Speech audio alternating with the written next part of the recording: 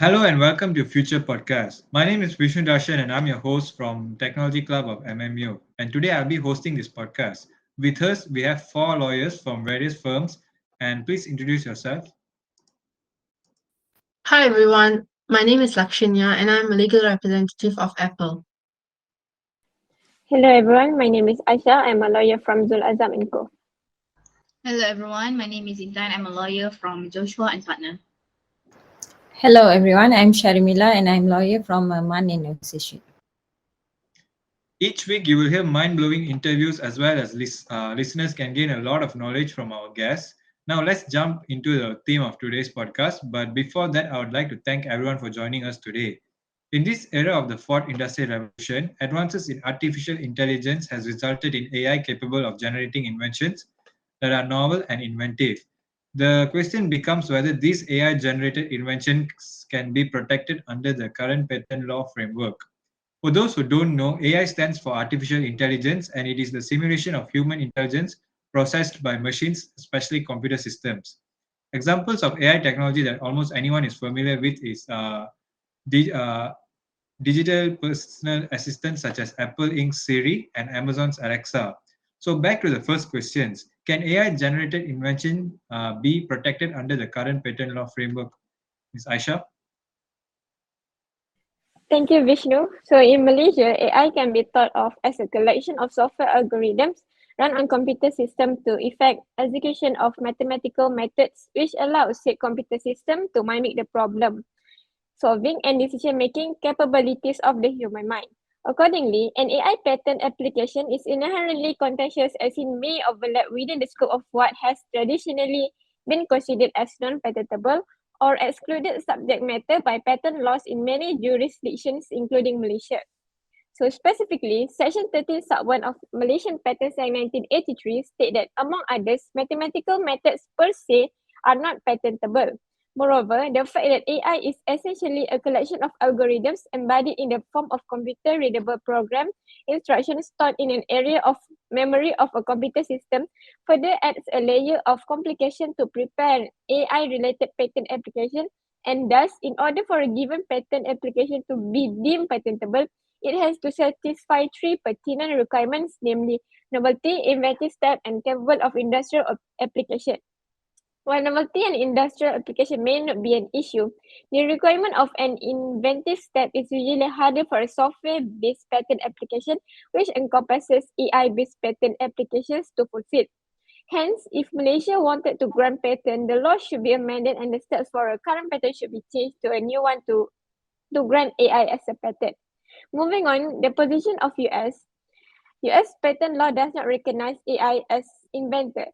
The US Patent Act defines an inventor as the individual or if a joint invention, the individual collectively who invented or discovered the subject matter of the invention. So while the Patent Act does not define an individual, the Federal Circuit cited a 2012 Supreme Court decision that held, in relation to text associated with a different statute, that an individual is ordinarily understood to be a human being. The Federal Circuit concluded that in passing the Patent Act, Congress has determined that only a natural person can be an inventor. So AI cannot be deemed as an inventor. So that's all for my part for AI in Malaysia and US. Thank you. Thank you, Ms. Aisha. And now moving on to the Malaysian Patent Act 1986. Would you mind explaining about that, Ms. Intan? Thank you, Vishnu. So foreign judgment have no binding effect on Malaysian court. In any event, the Malaysian Patent Act is not identical with the Australian Patent Act. The differences in the Malaysian Patent Act are likely to result in different finding if similar factual circumstances are brought before into the Malaysian court. An inventor is not defined in the Malaysian Patent Act. However, it could be argued that the way the word inventor is used in the Malaysian Patent Act and regulations support an interpretations that would exclude an AI system. So Section 12 of the Malaysia Patent Act defines invention as an idea of an inventor which permits in practice the solution of a specific problems in the fields of technology. And in addition, Regulation 6 of the patent regulations provide that the application shall contain the name and address of the inventor. And an inventor who does not wish to be named in the patent may declare in writing signed by him and submit to registrar. The language in the patent regulation is quite clear that the statute envisions the inventor to be a human who is capable of signing a declaration in writing. This would therefore effectively preclude an AI system. It's likely that the Malaysia Patent Act maybe need to be amended in future to incorporate and recognize AI-generated inventions. Yeah, that's all from me. Okay, and can I know what is the difference between an owner and an inventor of a patent? Yeah, the difference between an owner and invention of a patent is according to a patent application, which is the owner and invention can be a different entity. The person making an application to a patent and invention is known as the applicant. If the application is accepted, then applicant may become a owner of the patent. The applicant or owner of the patent is responsible for the filing of the application, and if accepted, will be granted the monopoly right over the invention, which can be enforced against anyone infringing the patent. The inventor can be choose to be a applicant or owner of the patent, but inventor can also assign the right to a different entity. For example, in the course of employment. In the current of this goes over the applicability of patent law on AI-generated invention, the consensus is that the applicant or owner of the patent must be a human.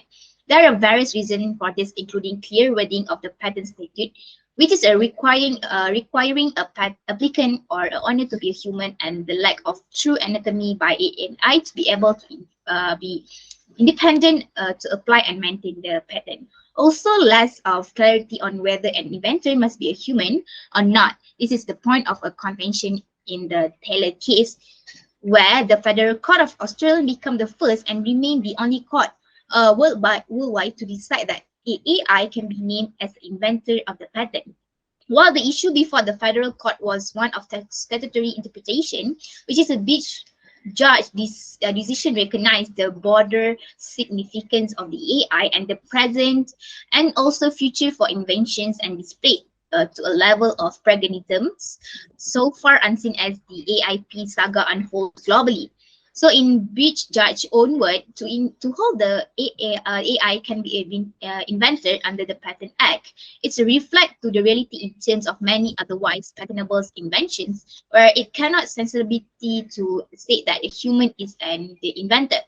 Further, in a significant depart from the finding of the date in the other jurisdiction, His Honor also considered there to be a prima facie case that Dr. Taylor derived title to the invention by virtue of his possessions of Dabus, also ownership of the copyright in Dabus source code, and his ownership and possession in the computer of which Dabus operates.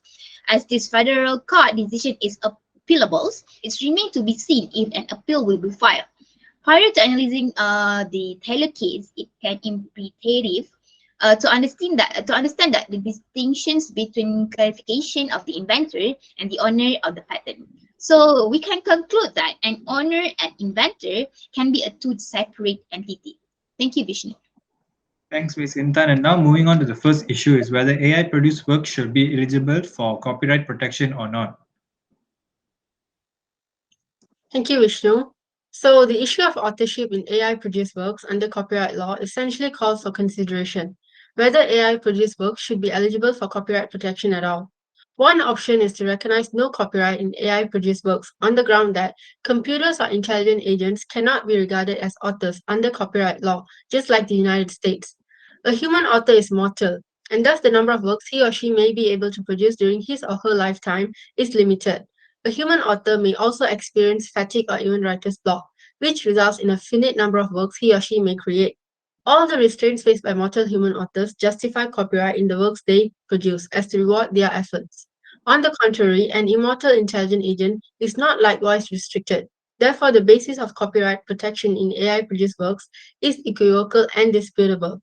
The approach of denying copyright subsistence in AI-produced works will leave all works produced by intelligent agents in the public domain, freely accessible and available for users by the public.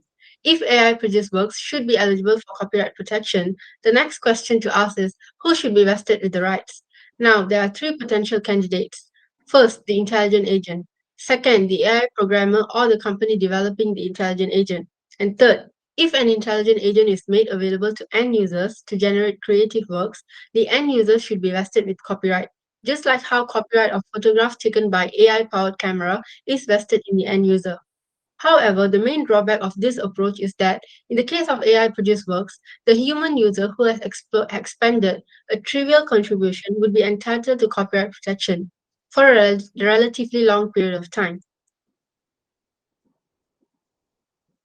The other issue that needs to be addressed is the right to sue or to be sued for AI created works. How will this work for a non living thing or a non human in general? So, a non-human or non-legal entity has no legal capacity to sue or to be sued in Malaysia, first and foremost. If the copyright owner of the AI-created works has no capacity to sue for copyright infringement or vice versa, it appears to be insignificant if such AI-created works are entitled to copyright protection, as the copyright owner will not be able to commence an infringement action against the infringer. Considering this, it appears that the practical approach is to identify a human or a legal entity as the author of the AI created works. While countries such as the United States, Australia, and Singapore have taken the position that AI created works are not copyrightable, the relevant copyright legislations in the United Kingdom and New Zealand seem to offer a different view. The copyright legislation in the UK and New Zealand have defined that the author of a computer generated work to be the person by whom the arrangements necessary for the creation of the work are undertaken. The existing copyright law in Malaysia needs to be reformed or amended first to recognize and cover computer generated works or AI created works. The same reform is also necessary to recognize the persons involved in the creation of the coding or algorithm of the AI as the author or joint authors. Thank you, Vishnu. Thank you, Ms. Lakshanya. And for the final segment of this podcast, will there ever be a solution to the AI inventorship problem, Ms. Sharmila? Thank you, Vishnu. Well, the only solution that will be practical and methods of affording patent protection to AI invention while ensuring that somebody is assigned patent ownership by allowing AI inventorship but creating a regime that vests ownership in a human or by non-inventive human inventorship. For the first solution of the AI inventorship problem is to allow the AI to be listed as an inventor, but to implement a regime which vests ownership of such invention in a human. It is not uncommon in UK patent law for non-inventors to own the Internet Protocol, or as commonly known as IP address. And besides that, statute provides that in certain circumstances, employee inventions are owned by employers. A similar regime could be introduced in the context of AI inventorship, where AI is listed as a patent inventor, ownership vests elsewhere. Ownership could vest it the individual that either owns the AI or coded the AI or operates the AI or invented the AI or trained the AI or first to recognize the idea as inventive. The second solution is a potential solution is to implement the regime to allow a human to be listed as the sole inventor without contributing to the inventive process instead of listing the AI machines at all. Similar consideration and concerns apply to this solution as discussed for the second potential solution. Human may not have contributed to the invention and it may diminish the achievement of other inventors. However, the solution remains easier to implement when compared to the second solution, as it does not require the change in the legal position to permit inventorship of AI. Thank you, Vishnu. And to conclude this podcast, it is no secret that AI is expected to replace the majority of jobs that currently exist, professions also included. This is a phenomenon and a trend that is happening not just in Malaysia but worldwide. In order to strike a balance between reaping the benefit of technological advancement and social benefit, laws have to keep pace to ensure not only conventional types of works are copyrightable, but also works created by non humans such as AI. Major changes will need to be made in Malaysia's current legislation, and it's unclear whether legislative authority would take this concern into account. I would like to thank the guests for accepting our invite and sharing their knowledge with us. And I would also like to thank the crew and the sponsors for making this happen. And thanks to the listeners. Until next time.